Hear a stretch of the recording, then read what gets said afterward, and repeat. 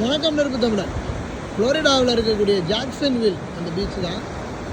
ஜாக்சன்வில் beach